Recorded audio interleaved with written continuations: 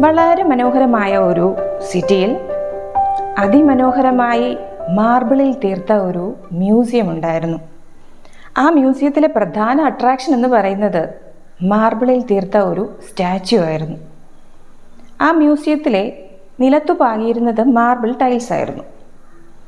ലോകത്തിൻ്റെ പല ഭാഗത്തു നിന്നും വളരെയധികം ആൾക്കാർ ഈ സ്റ്റാച്യു കാണാനും മാർബിൾ മ്യൂസിയം കാണാനും എത്തുക പതിവായിരുന്നു. ഒരു രാത്രിയിൽ നിലത്തു പാകിയിരുന്ന മാർബിൾ ടൈൽ സ്റ്റാച്യുവിനോട് ചോദിച്ചു, "ഏ സ്റ്റാച്യു, നമ്മൾ ഒരേ ടൗണിൽ ഒരേ മൈനിൽ നിന്നും വന്നവരല്ലേ? ഒരേ ലോറിയിൽ ഒരുമിച്ച് ശില്പിയുടെ അടുത്തെത്തി. എന്നിട്ടും ലോകത്തിൻ്റെ പല ഭാഗത്തു നിന്നും നിന്നെ കാണാൻ വേണ്ടിയിട്ട് ആൾക്കാരെത്തുന്നു, നിന്നെ മാത്രം പുകഴ്ത്തുന്നു. ഇത് ശരിയല്ല കേട്ടോ." മാർബിൾ ടൈൽ സ്റ്റാച്യുവിനോട് ചോദിച്ചു. സ്റ്റാച്യു മറുപടി പറഞ്ഞു, "ഡിയർ ഫ്രണ്ട്, നീ ഓർക്കുന്നുണ്ടോ? നമ്മൾ രണ്ടുപേരും ശില്പിയുടെ അടുത്ത് ഒരുമിച്ചുണ്ടായിരുന്നു. ശില്പിയുടെ മൂർച്ചയേറിയ പണിയായുധങ്ങൾ നിന്നിലായിരുന്നു ആദ്യം പതിഞ്ഞത്. സ്റ്റാച്യു ഉണ്ടാക്കാൻ ശില്പി തിരഞ്ഞെടുത്തിരുന്നത് നിന്നെയായിരുന്നു. പക്ഷേ മൂർച്ചയുള്ള പണിയായുധങ്ങൾ നിന്റെ ശരീരത്തിൽ പതിച്ചപ്പോൾ വേദന സഹിക്കാൻ കഴിയാതെ നീ അത് തടഞ്ഞു. അപ്പോഴാണ് ശില്പി പണിയായുധങ്ങൾ എന്നിൽ ഉപയോഗിച്ചു തുടങ്ങിയത്.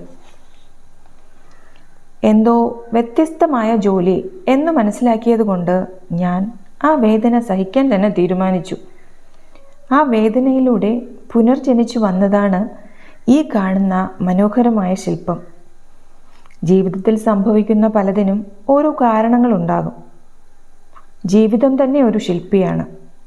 നിങ്ങളിൽ നിന്നും ചിലപ്പോൾ മൂല്യമുള്ളത് തയ്യാറാക്കാൻ മൂർച്ചയുള്ള പണിയായുധങ്ങൾ ഉപയോഗിച്ചെന്നു വരാം.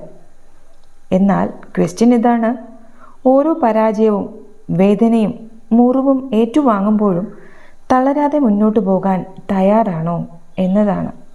ഏത് പൊട്ടിത്തകർന്ന കല്ലിൽ നിന്നും മനോഹരമായ ശില്പമുണ്ടാക്കാൻ ശില്പിക്കു കഴിയും. പക്ഷേ അതിനായി കല്ല് മുറിവുകൾ സഹിക്കണം. ശില്പി അടിച്ചും മുറിച്ചും കൊത്തിയും മാത്രമേ അതിനെ മനോഹരമായ രൂപത്തിലാക്കി മാറ്റുകയുള്ളൂ. ജീവിതവും അതുപോലെയാണ്. അതുല്യമായ വ്യക്തിത്വം, വിജയം, ആത്മവിശ്വാസം എന്നിവ രൂപപ്പെടണമെങ്കിൽ ജീവിതത്തിലെ കഠിനമായ അനുഭവങ്ങളിലൂടെ കടന്നു പോകേണ്ടി വരും.